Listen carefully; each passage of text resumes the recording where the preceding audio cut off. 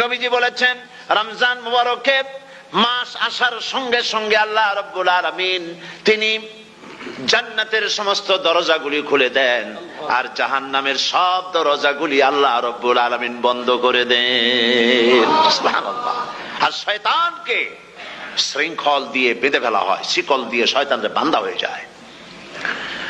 এই হাদিসটা যখনই শোনাই বিভিন্ন জায়গায় লোকেরা বিভিন্ন জায়গায় প্রশ্ন করে, হুজুর কোন তো যে শয়তানরে বাঁধতে হয়, কিন্তু রমজান মাস তো লোকেরা মদ খায়, মিথ্যা কথা কয়, তাহলে শয়তান বাঁধা থাকলো কেমনে? আমি বলি দেখেন, এরও ব্যাখ্যা আছে।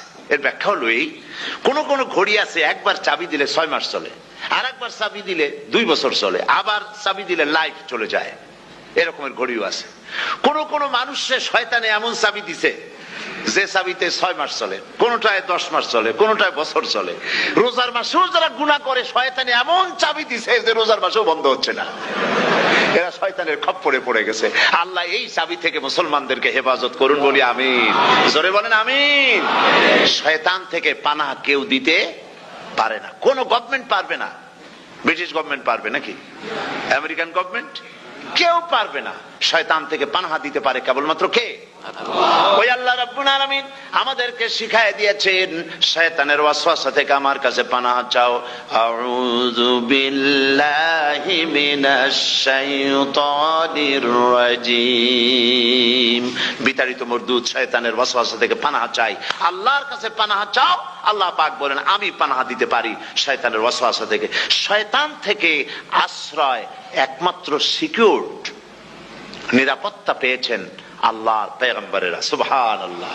আম্বিয়া আলাইহিমুস সালাম তারা আল্লাহ কর্তৃক নিয়ন্ত্রিত, শয়তানের ক্ষমতা নাই পয়গম্বরদের কাছে যাওয়া। চতুর সীমানার ভেতরে শয়তান প্রবেশ করে কোন নবীকে ওয়াসওয়াসা দিতে পারবে না, বলি সুবহানাল্লাহ।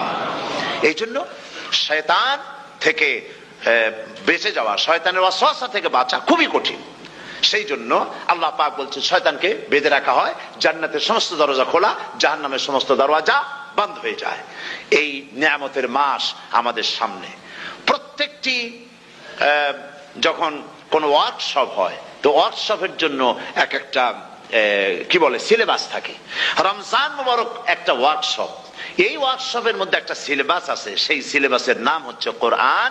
কোরআন কোরআন কোরআন নাজিলের মাসে আমরা কি কোরআন তেলাওয়াত করি? বলেন। রোজা হচ্ছে, হাদিস শরীফের মধ্যে বলা হয়েছে আস-সাওমু জুন্নাহ, রোজা হচ্ছে ঢাল। রোজা কি কন্ত? ঢাল। বোঝেন তো ঢাল কি? প্রোটেক্টর। আপনি জিহাদের ময়দানে, যুদ্ধের ময়দানে নিরাপত্তার জন্য, বাইরের থেকে আক্রমণকে ফিরাবার জন্য কি ব্যবহার করেন? ঢাল ব্যবহার করেন।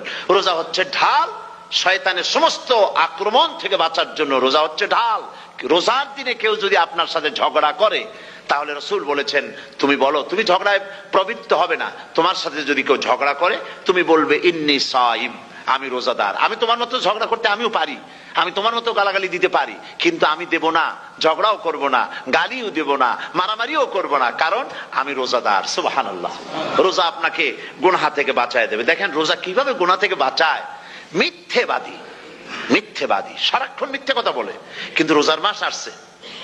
এখন মিথ্যাবাদী যারা, তাদের ঘনিষ্ঠ লোকদের কাছে শুনেছি যে তারা বলে, যদি কোনো লোক দিনের বেলা আইসা যায় আর এমন কথা, যে কথা বলতে গেলে মিথ্যা বলা ছাড়া উপায় নাই তার জন্য, সে তখন বলে ভাই তুমি তো অসময় আসছো, এখন আমি খুব ব্যস্ত, আই এম ভেরি বিজি, তুমি রাত্রে আসো। কথা বুঝতে পেরেছেন তো? রোজা হচ্ছে কি? রোজাটা কি বলে? ঢাল। কোন মেয়ে লোকের দিকে চোখ পড়লো, আহা আমি তো রোজাদার, চোখকে সাথে সাথে নিচে নামায় ফেললো। গানের আওয়াজ আসলো, আমি তো রোজাদার, সে গানটা শুনলো না। কাজী সমস্ত গুনাহ থেকে বাঁচার জন্য রোজা একটা বিরাট হাতিয়ার। সুবহানাল্লাহ।